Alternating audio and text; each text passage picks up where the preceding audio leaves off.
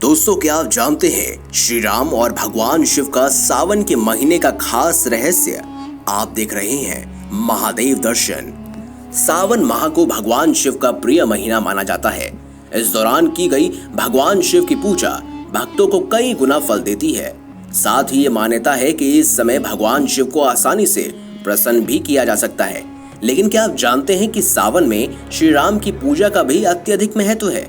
यही नहीं, यहाँ तक कि कहा जाता है कि सावन में श्री राम की पूजा भगवान शिव को अत्यंत प्रसन्न करती है।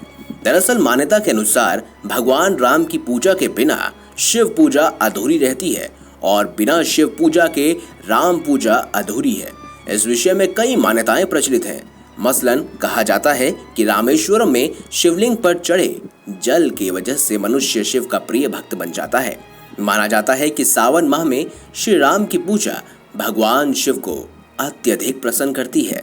वहीं इसके चलते भोलेनाथ खुश होकर भक्त को मनचाहा वरदान तक देते हैं। दरअसल मान्यताओं के अनुसार भगवान शिव श्री राम के इष्ट और श्री राम शिव के इष्ट हैं। वहीं ज्योतिर्लिंगों में भी एक रामेश्वरम की स्थापना स्वयं भगवान राम ने अपने हाथों से की थी।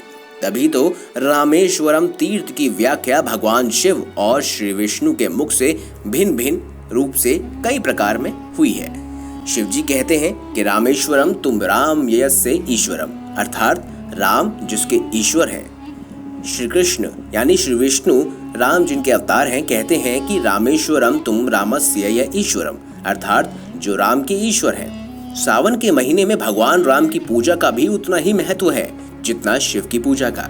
ऐसे में सावन के महीने में अधिकतर लोग श्री रामचरितमानस का पाठ करते हैं।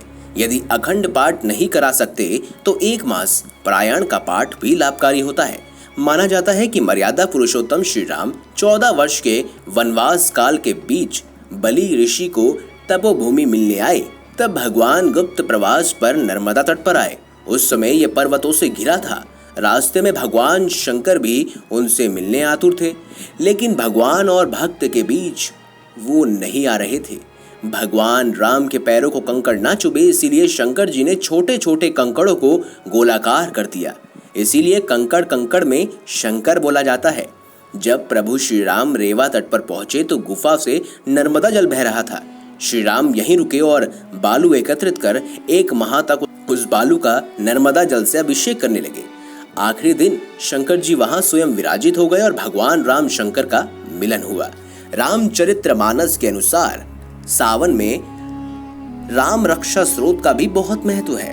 दरअसल श्रावण महीने में जहां भगवान शिव की आराधना का विशेष फल मिलता है, वहीं इस समय भोलेनाथ के 11वें रुद्र अवतार हनुमान जी की भी पूजा की जाती है।